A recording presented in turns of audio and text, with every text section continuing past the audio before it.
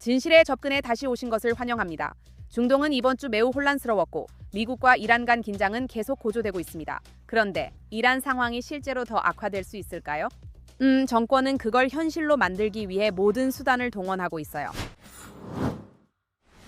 이번 주에 저는 2025년 8월에 작성된 일련의 비밀 문서를 입수했는데 이 문서들은 12월 봉기가 시작되기 훨씬 전에 정권의 고위 인사들에게 배포된 것이에요.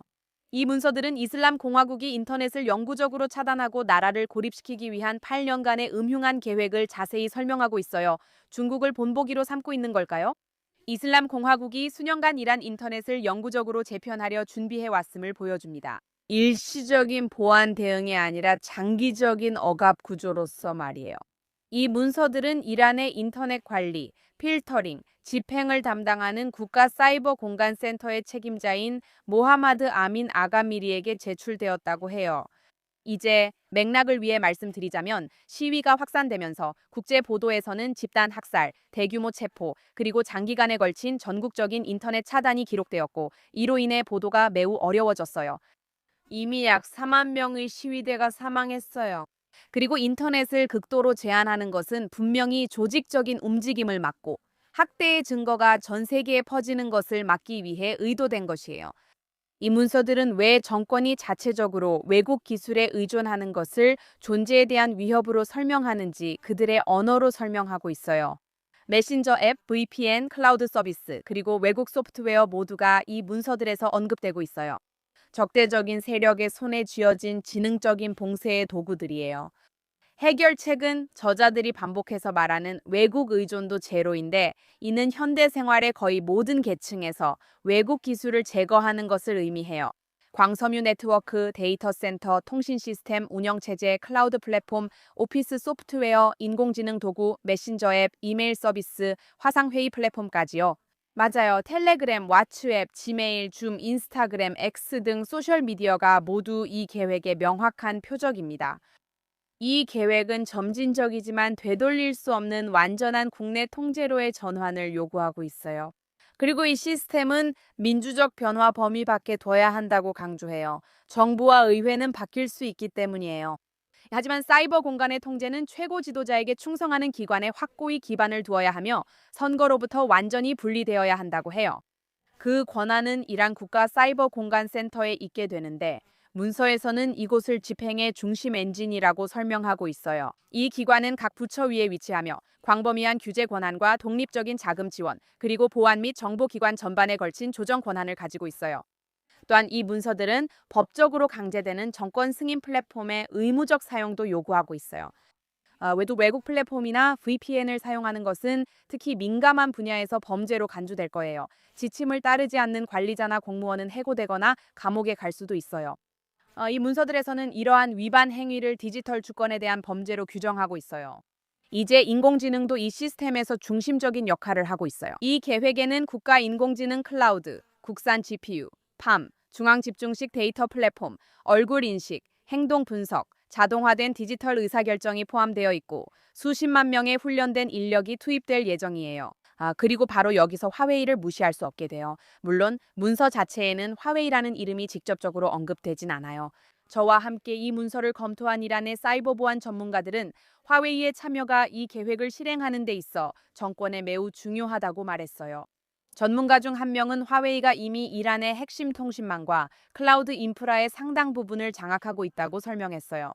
그리고 정권이 말하는 폐쇄적인 국가정보망 구축은 딥패킷 검사와 필터링 기능에 크게 의존하고 있는데 이 기술은 화웨이 시스템과 널리 연관되어 있다고 했어요. 딥패킷 검사는 단순히 웹사이트 차단에만 그치지 않기 때문에 중요해요. 이 기술은 대규모 감시, 콘텐츠 필터링, 행동 추적, 그리고 검열을 피하려는 사용자를 정밀하게 식별하는 것을 가능하게 해요. 사실 화웨이와 이란의 연결은 새로운 일이 아니에요. 미국 검찰은 이전에 화웨이가 이란 당국이 시위대를 감시할 수 있도록 감시 기술을 제공했다고 주장한 적이 있어요.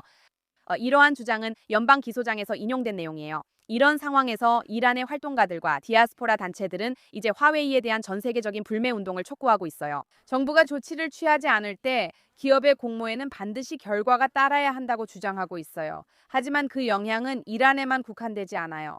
이 문서들은 또한 이슬람 공화국이 전 세계 인터넷으로부터 스스로를 적극적으로 차단하려 하면서도 자국 국민을 통제할 수 있는 정교한 도구는 계속 유지하려 한다는 점을 시사하고 있어요.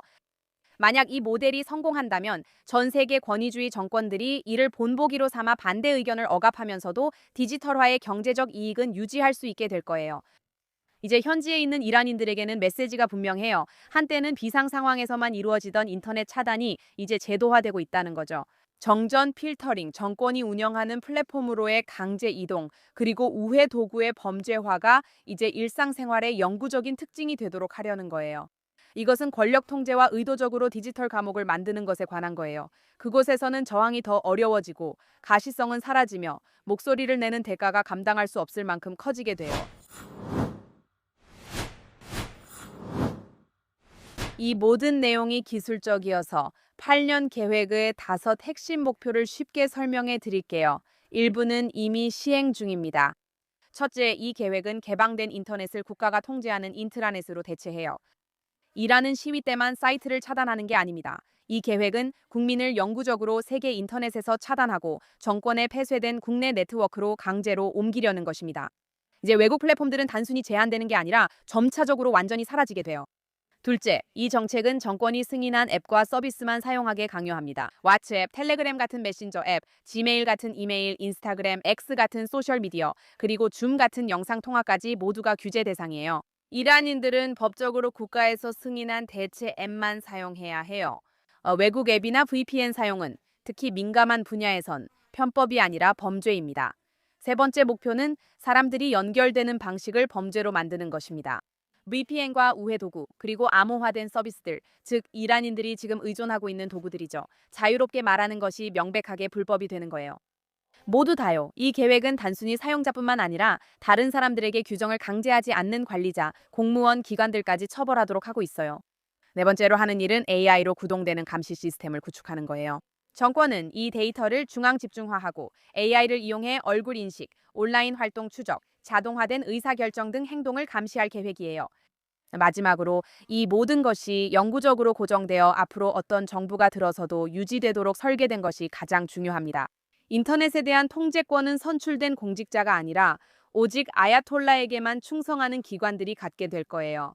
즉 개혁도 없고 되돌릴 수도 없으며 책임도 지지 않는다는 말입니다. 정권이 무너지면 상황이 달라지겠지만 그게 우리가 기다리는 일입니다. 이제 방 안에 있는 또 다른 코끼리에 대해 이야기해 볼게요. 협상 말이에요. 사실 협상에 관한 이야기는 시시각각 바뀌는 것 같아요. 지금 벌어지는 일과 관련해 꼭 알아야 할 핵심 문제가 몇 가지 있습니다. 첫째, 트럼프 행정부가 이란을 공격하지 않을 거라는 증거는 없습니다.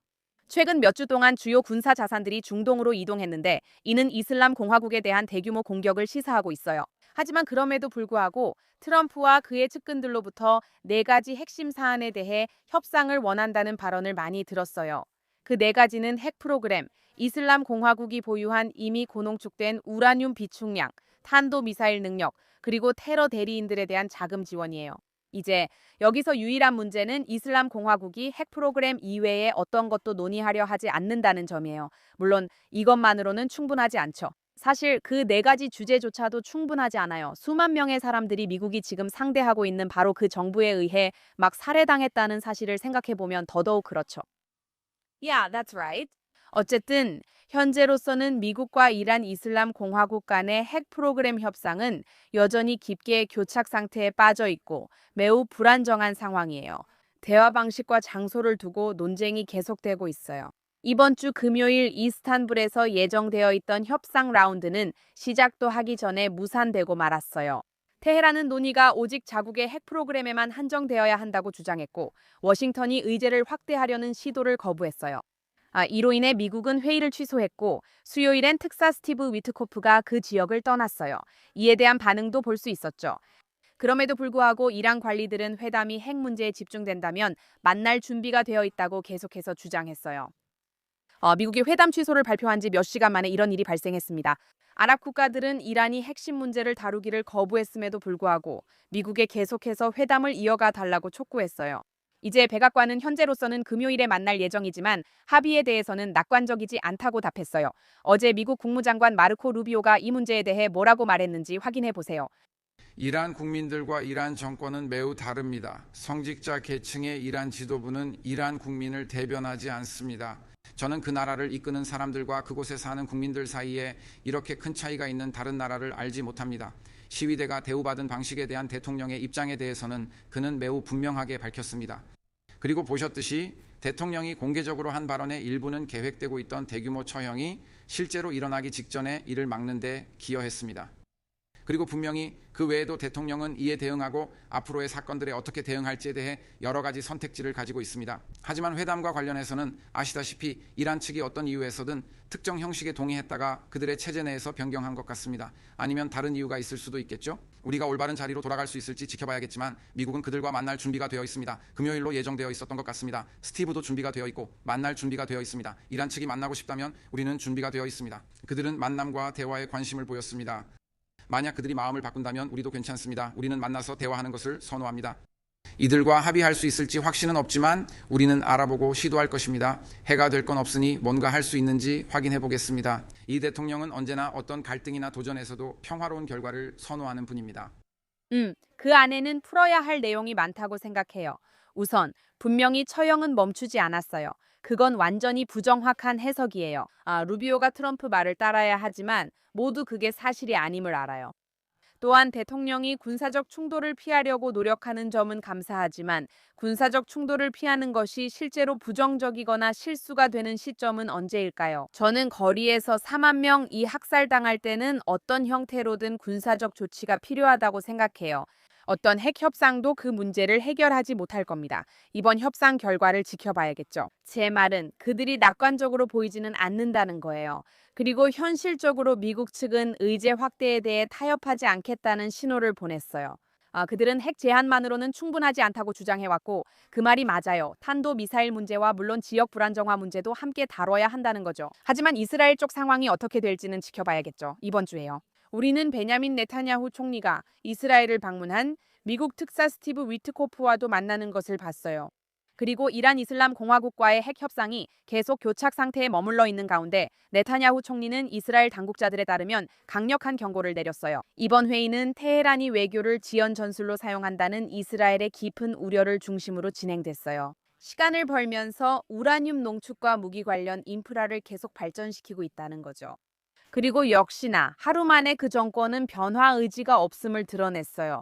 그 정권은 개혁이 불가능하기 때문이에요. 현재로서는 양측 모두 협상이나 합의 가능성에 대해 여전히 이야기하고 있고 이번 주 금요일에 만날 것이라는 잠정적인 합의도 이루어진 상태예요. 하지만 솔직히 왜 그런지는 명확하지 않아요. 정권이 필요한 문제들을 노골적으로 거부하고 있기 때문이죠. 그런데 워싱턴은 신경이나 쓸까요? 이 모든 게 이슬람 공화국에 대한 공격을 실행하기 위한 속임수일까요? 진실은 이제 시간이 지나야만 알 수 있다는 거예요. 하지만 확실한 건 어떤 합의도 중동에 필요한 결과, 즉 이슬람 공화국의 몰락을 가져오지 못할 거라는 점이에요. 이제 다시 이란 이야기로 돌아가 볼게요. 최근 이슬람 정권이 이란 내 시위대를 잔혹하게 탄압하면서 드러난 가장 충격적인 사실 중 하나가 밝혀졌어요. 새롭게 공개된 인권 보고서들은 구금된 사람들을 억압하는 수단으로 성폭력이 체계적으로 사용되고 있다는 사실을 확인해주고 있어요. 이건 소문이 아니고 또 일부에만 해당되는 일도 아니에요. 안타깝게도 이런 일은 새로운 것도 아니에요. 이 사실은 직접적인 증언과 의료 증거, 그리고 독립적인 인권단체들의 조사로도 입증되고 있어요. 최근 시위에서 체포된 시위자들이 구금 중에 성적 학대, 성적 위협, 그리고 성적 고문을 당했다는 사실이 행하 인권기구의 상세 보고서에 따르면 밝혀졌어요. 보고서에 따르면 많은 구금자들이 공식 교도소가 아니라 보안군이 운영하는 비공개 시설에 수감되었다고 해요. 그리고 이러한 장소들은 어떠한 법적 감독도 받지 않으며 주로 신문과 강압을 위해 특별히 사용된다고 해요. 생존자들은 신문 중에 눈가리개를 씌워지고 옷을 벗겨진 채 성폭행 위협을 받았다고 증언했어요. 여러 사례에서 신문관들은 성적 굴욕과 강간 위협을 이용해 구금자들에게 카메라 앞에서 강제로 자백하게 만들었어요. 실제로 강간 사건도 발생한 적이 있습니다. 그 자백들은 이후 국가 선전에 활용됐어요. 학대는 한 집단에만 국한되지 않았어요. 보고서에는 남성과 여성 모두가 관련된 사례들이 기록되어 있습니다. 미성년자 구금자들의 증언도 있어요. 여러 사례에서 피해자들은 신문관들이 그들에게 정권의 법 해석에 따라 이런 행위가 허용된다고 말했다고 증언했어요. 즉, 어떤 성적 학대도 당연히 처벌받지 않을 것이라는 신호였죠. 한 구금자는 실제로 조사관들에게 다른 시위자들의 이름을 요구할 때 성적인 위협이 사용되었다고 말했고, 또 다른 이는 구금시설 간 이동 중에 성적으로 가해지는 구타를 겪었다고 설명했어요. 다른 이들은 만약 자신들이 따르지 않으면 가족들에게 해를 가하겠다는 협박을 받았다고 보고했어요. 인권 전문가들은 이러한 전술이 하마스가 자행한 10월 7일 공격 당시 전 세계가 목격했던 것과 유사하다고 지적해요. 이제 성폭력은 즉흥적인 잔혹 행위가 아니라 개인과 공동체 모두를 굴복시키고 모욕하며 인간성을 말살하기 위해 고의적으로 사용된 테러의 무기였어요. 지켜보고 있습니다. 여기서도 같은 논리가 작동하고 있어요. 행가조사관들은 이런 행위들이 우연이 아니라고 강조해요. 성폭력은 구금된 사람들을 심리적으로 무너뜨리고 수치심을 심어주며 지금 이란 전역의 공동체에 두려움을 퍼뜨려 앞으로의 시위를 막기 위해 의도적으로 사용되었어요. 인권단체들은 수년 동안 이슬람 정권이 성적 학대를 통제의 수단으로 사용한다고 경고해왔어요. 특히 정치적 반대자들과 소수자들을 대상으로요. 이번 순간이 다른 점은 현재 시위 운동에서 나오고 있는 증언들의 규모와 일관성이에요. 보고서에 따르면 많은 피해자들이 낙인, 보복, 그리고 가족에 대한 위협 때문에 공개적으로 말하기를 두려워한다고 해요. 일부 조사관들조차도 교차 확인과 의료 소견을 통해 여러 사례를 검증할 수 있었어요. 이제 이런 학대는 대규모 체포, 집단 살해, 인터넷 차단과 같은 상황 속에서 벌어지고 있어요. 이 모든 것은 증거가 국외로 나가는 것을 막기 위해 고안된 것이죠. 이제 이렇게 통신이 심각하게 제한된 상황에서는 실제 성폭력의 규모가 지금까지 기록된 것보다 훨씬 더 클 수도 있어요. 이란 안에서 시위하는 사람들에게 이것이 그들이 견디고 있는 현실이고 전 세계 다른 사람들에게도 마찬가지예요. 이런 범죄들이 어떤 책임 추궁을 받게 될지 아니면 침묵으로 일관될지에 대한 시험이에요. 지금까지 우리가 봐온 것처럼요. 지난 47년간 이슬람 공화국에서 그래왔듯이요. 이제 의료 보고서에 대해 말씀드리자면 이란 내에서 공식적으로 확인된 사실이 있는데 최근 일어난 봉기와 관련해서 의료진들이 체포되었다는 거예요. 이제 이란 이슬람 공화국 의학위원회가 1월 시위 기간 동안 의사들이 구금되었다는 사실을 인정했어요. 네, 이런 구금이 종종 숨겨지거나 완전히 부인되는 나라에서 이런 인정은 사실 매우 드문 일이에요. 내부 보고에 따르면 진압 과정에서 부상당한 사람들을 치료한 후 최소 30명의 의사와 의료진이 구금되었거나 실종된 것으로 나타났어요. 카즈빈, 라쉬, 타브리즈, 마슈아드 그리고 고르곤을 포함한 여러 도시에서요. 현재까지 이 사건들 중 어느 것도 당국에 의해 투명하게 설명되지 않았고 대부분의 가족들은 사랑하는 이들의 운명에 대해 전혀 알지 못한 채로 남아 있어요. 인권단체들은 당국이 의료진을 체포했을 뿐만 아니라 위협과 협박 전술을 사용해 의료 서비스를 방해했다고 말하고 있어요. 병원들은 이제 보안군의 활동 장소로 변해버렸고 정보 당국자들이 의료진을 소환해 신원을 요구하고 부상당한 시위대에 대한 정보를 넘기라고 의사들에게 압박을 가하고 있어요.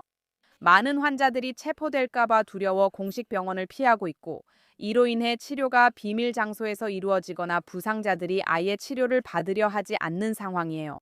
이제 영향을 받은 사람들 중에는 국제적으로 많은 관심을 받은 외과의사 알리레자 골치니 박사도 있어요.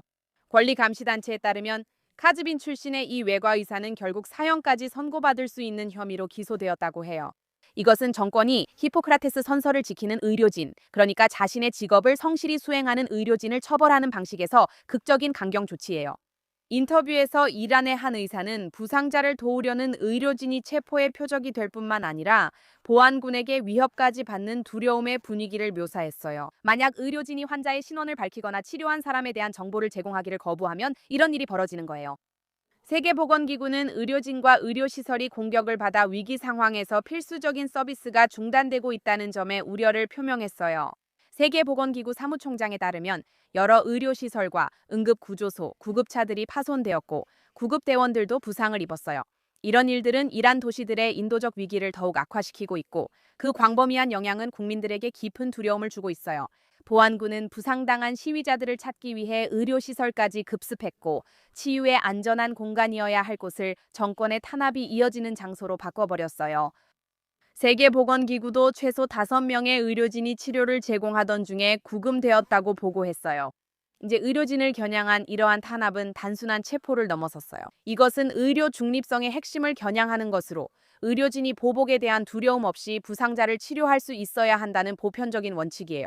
이란에서 일어나고 있는 일은 단순한 탄압이 아니라 인류가 건강 관리와 생명 보호에 대해 기본적으로 기대하는 것들을 뒤집는 일이에요. 국제적인 압력이 높아지고 인권단체들이 구금된 의사들의 보호와 석방을 요구하고 있지만 상황은 여전히 유동적이고 위험해요. 생명을 살리려던 의료진들이 이제 감옥에서 재판을 받고 일부는 사형까지 직면하고 있습니다. 이 의료의 신성함을 믿는 사람들에게 이것은 단순한 인권 위기가 아니라 도덕적 위기이기도 해요. 마무리 전에 좋은 소식, 나쁜 소식, 충격적인 소식이 있어요. 먼저 이번 주 좋은 소식입니다. 이스라엘 방위군에서 전해졌어요. 아랍 세계에서 엘라 대위로 알려진 엘라 와와야 소장이 이스라엘 방위군의 새로운 아랍어 대변인으로 임명됐어요. 그리고 앞으로 몇 주 안에 중령으로 승진할 예정이에요. 현재 엘라는 칼란스와 출신의 36세 무슬림 아랍인으로 2013년에 이스라엘 방위군에 입대해 그 이후로 대변인 부대에서 복무하고 있어요. 이스라엘 방위군 최고 계급에 오른 무슬림 여성 중 한 명으로 기록되고 있어요. 그녀는 캐츠 앤 엘라 영상으로 온라인에서 많은 팔로워를 얻었어요. 아랍 시청자들과 직접적이고 사실적으로 소통하며 이스라엘의 입장을 명확히 하고 소셜미디어 전반에 퍼진 허위 정보를 바로잡고 있어요. 그녀의 임명은 상징적일 뿐만 아니라 전략적으로도 중요해요. 이스라엘이 아랍 및 소셜미디어에서 진정성 있는 목소리를 낼 수 있게 하죠. 우리가 지난 2년 동안 들어온 거짓된 이야기들을 깨뜨리기 위해 명확하고 사실에 기반한 소통이 그 어느 때보다 중요한 시기예요. 나자 엘라는 그녀의 배경, 경험, 그리고 신뢰도를 통해 능력, 다양성, 그리고 복잡한 지역 사회의 진실을 말하는 것의 중요성에 대해 강력한 메시지를 전하는 리더예요. 이번 주 나쁜 이야기 주인공은 후라 카탄입니다. 그녀는 최근 큰 논란을 일으켰죠. 수만 명의 이란인들이 시위 중에 목숨을 잃은 현실을 외면했을 뿐만 아니라 정권의 선전까지 확대 재생산했기 때문이에요. 고통과 잔혹함이 가득한 이 순간 이란인들은 더 이상 참지 않고 있어요. 소셜미디어에선 이란인들이 그녀의 제품을 부수거나 세포라 매장 앞에서 시위하는 모습이 퍼지고 있어요.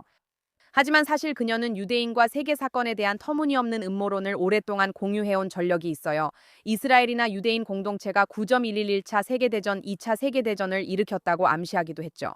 물론 그녀는 위험한 고정관념을 퍼뜨리고 있어요. 우리는 이 쓰레기 같은 사람에 대해 경고했죠. 하지만 그녀는 사과하는 대신 최근 영상에서 가스라이팅을 하고 있어요. 이 후다라는 사람이 어떤 인물인지 살펴봅시다. 이스라엘이 숨기고 있는 모든 소아성애와 그들이 숨기고 있는 소아성애자들은 어떻게 된 거죠? 저는 뭔가 느낌이 있었어요. 저는 그들이 모든 세계 대전의 배후였을까? 네, 9월 11일까지도요. 맞아요. 전 세계 많은 사람들이 화가 나 있고 이란을 떠난 이란인들도 이란 상황에 매우 분노하고 있습니다. 저는 많은 사람들에게 공감하며 이란에서 상상할 수 없는 일을 겪는 분들에게도 마음이 아파요. 지금 온라인에서 많은 사람들이 제가 친정권이라고 말하는 걸 보고 있는데 분명히 말씀드리자면 저는 친정권이 아니에요. 하지만 정권에 대해 충분히 알지도 못해요. 여러 상반된 이야기를 들었고 이란 상황에 대해 의견 낼 자격이 없다고 생각해요. 그냥 제 생각입니다. 저는 한 나라에서 내부적으로 일어나고 있는 일에 대해 제가 의견을 갖고 그 의견을 말할 권리가 있다고 생각하지 않아요. 하지만 제 의도는 제가 반전 입장임을 말하고 싶었고 그 표현 방식이 정말 최악이었던 것 같아요. 그리고 이라크인으로서 제 나라에서 일어난 일을 직접 보고 나니까 그런 일이 누구에게든 일어나길 바란다는 건 저에게 정말 힘든 일이에요. 과거예요. 제가 목소리를 냈던 건 억압받는 사람들을 위해서였어요. 그리고 자유이란에 관해서라면 그건 정말 많은 의미를 담고 있어야 한다고 생각해요. 그것은 이란이 제재로부터 자유로워지는 것, 억압으로부터 자유로워지는 것, 그리고 자국 정부의 통제로부터 자유로워지는 것, 그 정부가 그들을 죽이고 있다는 의미여야 해요. 우리는 모두 연결되어 있고 각자의 일을 알게 될 때 비로소 공감할 수 있어요. 왜냐하면 많은 것들이 오해를 받기도 하고 겉으로 보이는 것과는 다른 경우가 많거든요. 하지만 우리가 서로를 이해하기 시작할 때 바로 이렇게 함께 변화를 만들어낼 수 있어요. 우리가 서로 이해하기 시작할 때죠. 물론 후다 씨의 전쟁 반대 발언은 인상적이지만 그녀는 2년간 하마스를 칭찬해왔어요. 이런 사람들의 위선은 정말 말도 안 돼요. 그리고 그녀는 이라크 때문에 전쟁에 반대한다고 말하고 있죠. 미안해요. 자기 국민, 쿠르드족에게 화학가스를 사용해서 가스를 뿌린 사람이 누구였죠? 아, 맞아요. 사담 후세인이었죠. 하지만 후다씨, 당신이 전쟁을 반대한다는 건 알지만 반복되는 발언들은 단순히 부주의한 게 아니라 무모하고 솔직히 위험하기도 해요. 수백만 명의 팔로워를 가진 사람이고 그 말 한마디 한마디가 큰 영향을 미치기 때문이에요. 그리고 마지막으로 이번 주에 가장 충격적인 소식은 영국에서 전해집니다. 팔레스타인 행동 사건에 대한 놀라운 소식이 들어왔어요. 이제 영국 배심원단은 무기 제조 회사를 습격하고 해머로 경찰관을 공격한 폭력적인 팔레스타인 행동 단체 회원들에게 유죄 판결을 내리기를 거부했습니다. 다시 한번 말씀드리자면 이 단체는 합법적인 옹호 단체가 아니라 영국 정부가 분류한 폭력적인 테러 단체입니다. 그래서 이번 주에 심각한 사법적 오류로 인해 이 단체의 회원 6명이 이스라엘과 연관된 방위업체에서의 중강도 절도 혐의에 대해 무죄 판결을 받은 사실이 있습니다. 불법 침입과 재산 손괴에 대한 명백한 증거가 있었음에도 불구하고 말이죠. 경찰관을 망치로 공격한 일은 물론 지지자들이 이를 승리로 환호하는 것도 충격적입니다.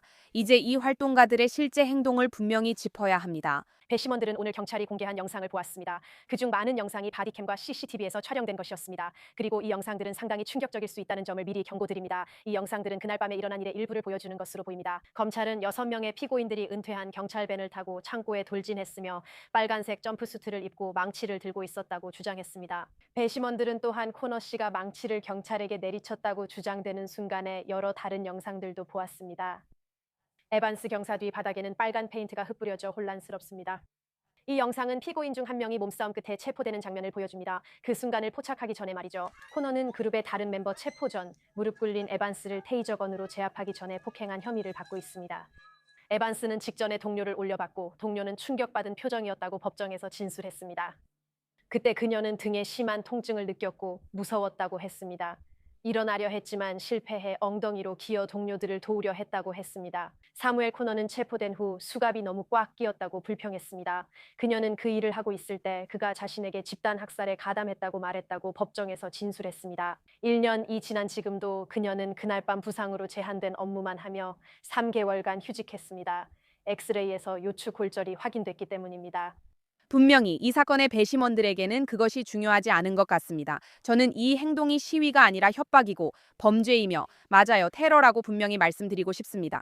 이런 폭력배들을 법적으로 책임지게 하지 않는 것은 무법과 폭력이 극단적인 의제에 부합할 때 용인될 수 있다는 매우 위험한 선례를 남깁니다. 자, 이제 이번 주 에피소드는 여기서 마무리해야 할 것 같아요. 하지만 물론 저희는 다음 주에 다시 돌아올 거예요. 이란 상황, 이스라엘 안보 전투 등 지역 소식을 계속 전해드리겠습니다. 저는 에밀리 슈레이더입니다. 소셜미디어에서 에밀리 K 슈레이더 또는 텔아비브의 에밀리로 팔로우해주세요. 시청해주셔서 감사합니다. 다음 주 Access of Truth에서 만나요.